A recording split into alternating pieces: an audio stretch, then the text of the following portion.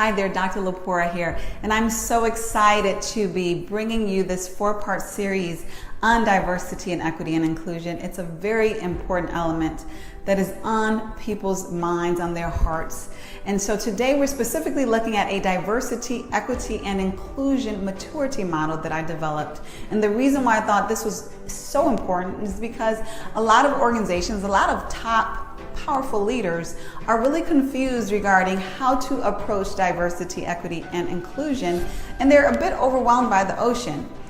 And even though individuals are powerful, are skilled, are smart, it does not mean that they know everything. And so specifically diversity and equity and inclusion, many of us are still learning in the industry. And so it's important for people to not be ashamed, but to be open to learning how to leverage D&I to better their organizations, to better their business, to better their teams and their people.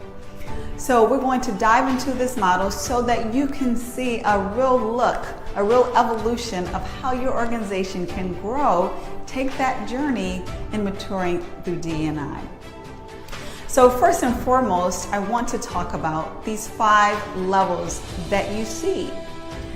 Basic, awareness, appreciate, integrate, and sustain. This is very important because what it suggests, what it implies, and what it directly says is that you have to make an evolution journey in order to optimally manifest D&I in an optimal way within your organization. I'm not going to read everything, but I do expect you to read all of this in order to absorb it all. But the essence that differentiates these levels is going from an organization that is more reactive, more based upon what they have to do, to actually being D&I. So it's from an organization that is reactive to passive to active to proactive and then to sustaining. And so these all look very different. And so that intention of your organization, of the efforts, of the investments by your leaders, by the body, is what gets you migrating, what gets you evolving and upgrading through that journey. So what is important to understand is that basic level is one of compliance.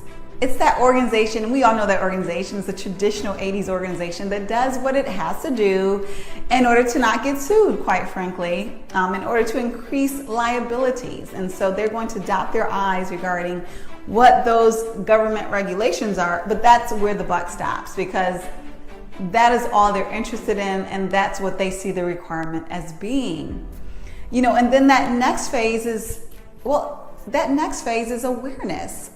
Well, okay, we see this diversity, this equity and inclusion, we understand it, and we know what it may be, and it may be a positive thing, you know, and that awareness goes more into a phase of now we appreciate it. We appreciate what diversity, equity, and inclusion is. And not only do we appreciate it, but then that goes into we want to be engaged, we want to be active, we want to do something, you know, to basically manifest this great thing that is good for our bottom line, good for our business, good for our people. And then ultimately that inspiring level is sustaining. And that is when your organization culture represents D&I.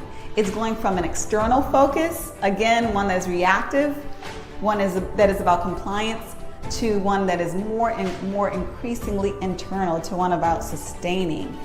Another way to look at it, or another component of that maturity, is about investment. How much of investment of energy, of intention, and resources is toward an organization being diversified, equitable, and inclusive? As that intention grows, as those investments grows, as those resources grow, then that maturity should grow along with it, assuming that it's the right, obviously, methodology and the right transformational efforts that are made.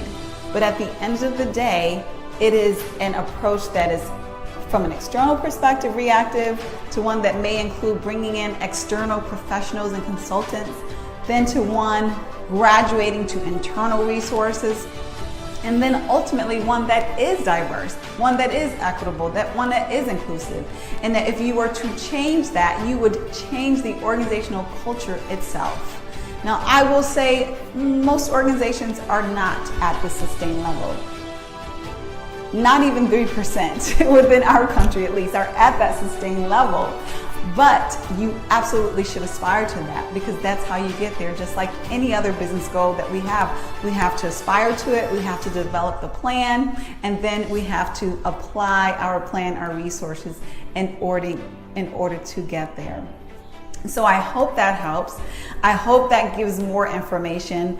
If you find that it may be beneficial to anyone else, please share, and don't hesitate to reach out with any questions that you may have. Love discussing this, love helping organizations to do their best in the DE&I space, and I wish you all the best on your diversity, equity, and inclusion journey.